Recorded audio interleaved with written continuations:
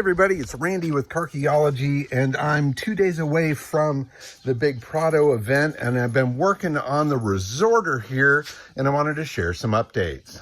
So the Meyers Manx Resorter project is really kind of coming along. I'm really pretty excited, and I've done some fun things with it. So one of the things I've done is I found some trim, some dingle balls to put on the top here to kind of give it a, more of a tropical look, something that you might see rolling around the islands in Puerto Rico. I've also managed to get some graphics done here that I'm going to be applying to the top. It's a 3-layer piece here with an island ring, the island, and then Prado Beach Hotel lettering that goes right across the middle. Now, I've got an old suitcase back here. I'm probably going to dress that up a little bit with some old travel decals. I've got this side of the logo applied here. Prado Beach Hotel is a very prominent resort in San Juan, Puerto Rico, and it seemed to be a very fitting one that could work very well for the car. I found this original Prado Beach Hotel travel sticker that I put into the window. I've found some old Prado Beach Hotel envelopes, even a tourist guide map for old San Juan from 1972, which is probably when this car would have been there. I've also found some postcards from the same hotel and a bunch of other little souvenir kind of things. I've also applied one of the logos here to the nose, up above the Meyers Manx 3-dimensional tag there. And this is just vinyl, so it can be pulled off of there if ever desired. And then another really fun thing that I've done is I'm going to change the wheels and tires. However, I'm really running into a potential problem. So I've found these Mickey Thompson Baja Pro tires, which are as close as I've been able to find to any of the vintage tires that were on the early Manxes. And I've got them mounted up onto some chrome smoothie wheels here, and I'm waiting for the adapters to go from the Volkswagen 4-lug to a GM 5-lug. Now, those have about an inch or so of width to them, so I'm hoping that might help with the problem. But what's happening is the tire is hitting that. So the torsion bar for the rear suspension comes out and contacts the tire. Now, another thing could be that the tires are a bit overinflated. I had these put on a at a local tire shop. They tend to fill everything up to about 32 or so. And well, on a dune buggy with the weight not being all that big, you could drop it down to about half that. So I'm hoping and I'm praying that I'll be able to fit these wheels and tires on there. I've got ones for the front as well out in the back of the truck. And hopefully I can get these things on there, because I think that'll really change the car significantly. Oh, shiny, pretty colors.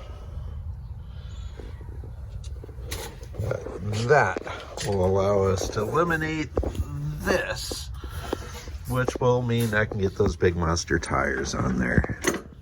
It seems to be there only to mark, the metal, to be sure. Right.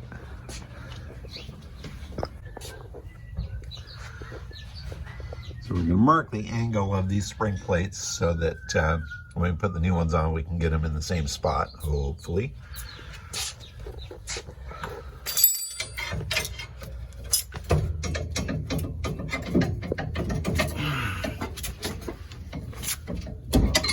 Ta-da! Okay. Almost. Chicken beyond.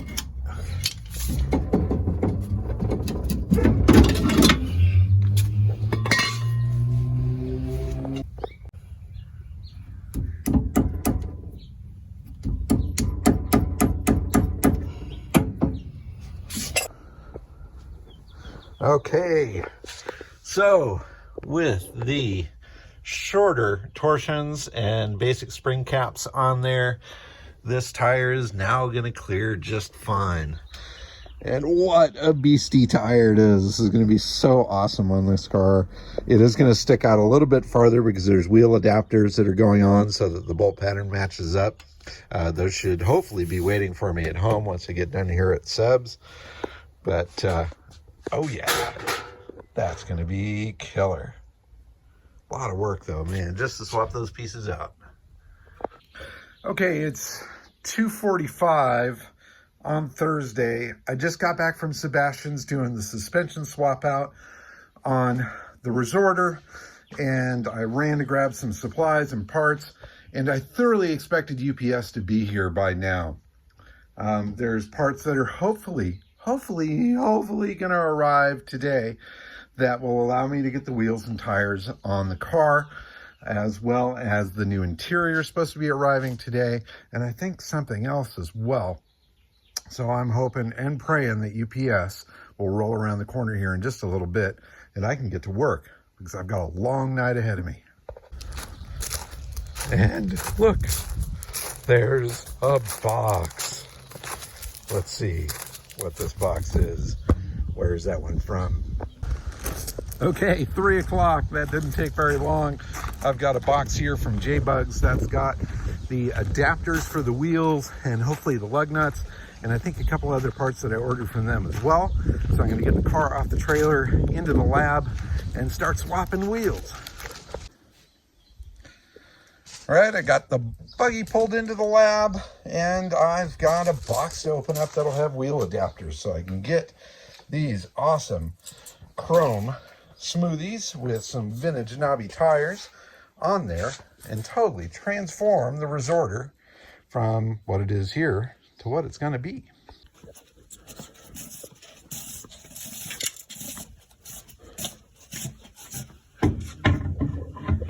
Oh yeah.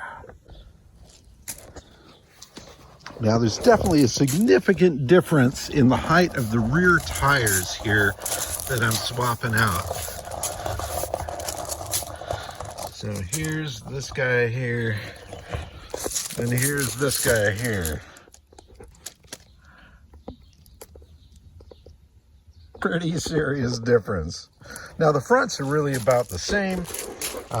These white spoke Jackmans here. Let's see what size this is, 215, 75, 15. And what I'm putting on it is pretty much the same height. But the back are huge.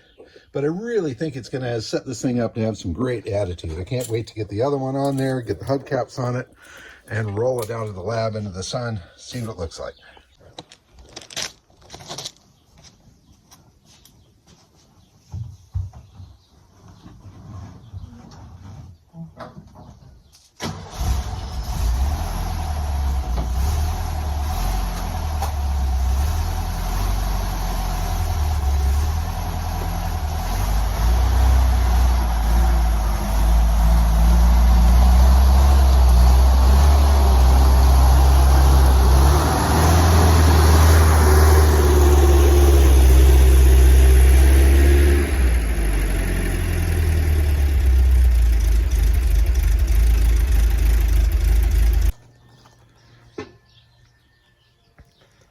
Now I think that's a fantastic improvement. Getting those big knobby tires on there, getting those white spokes off of there, definitely a more classic look. The tread of the tires is perfect. I could not be more pleased with that. And even the fitment is pretty good. You know, these are tucked in nice. They're not sticking out too wide in the back. Very tall, very round, very fun. I think that's good. Now, I'm not totally in love with the solid chrome wheel. I've got to admit, it's almost a little plain.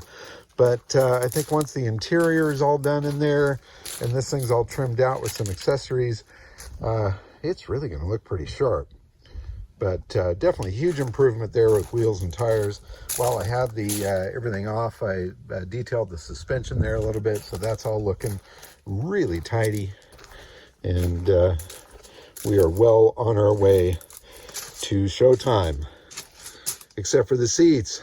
Come on, UPS, bring me my seat covers, please. Okay, it is 6 o'clock and I got my box. So I'm gonna open this up. This has the interior in it for the buggy. Woohoo! All right, unboxing here. We've got 1, 2, 3? 3?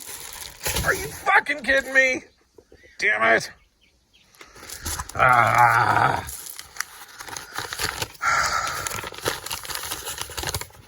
One more coming. Thanks, guys, for letting me know. Damn it. So with only 3 seat covers and only, well, less than 24 hours before I needed to take off to go to the event, I did the best that I could. So I installed the 3 seat covers and I grabbed some accessories and stuff to put on the back seat to cover the one cover that didn't match. And it's not a big deal. While this is a sizable show and there's photographers from around the world there, I think the car really came out nice.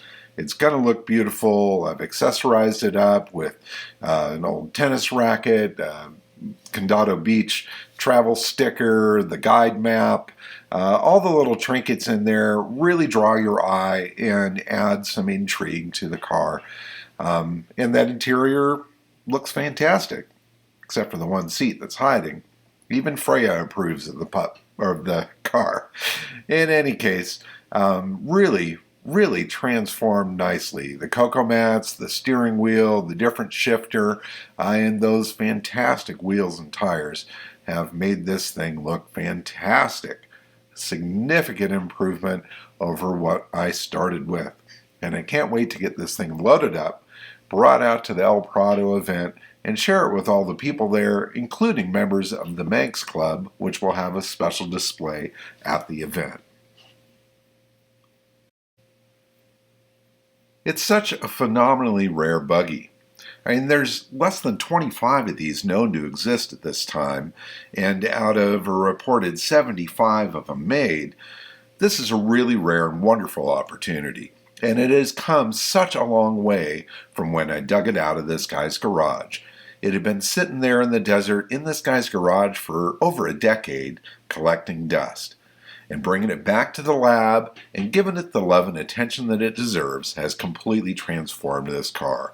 Proper wheels and tires, an interior that matches the era, a really good detail. And yeah, I went a little fun with accessories and things like that, but I really think that that's what helps make it stand out as something other than just another buggy sitting in the dirt.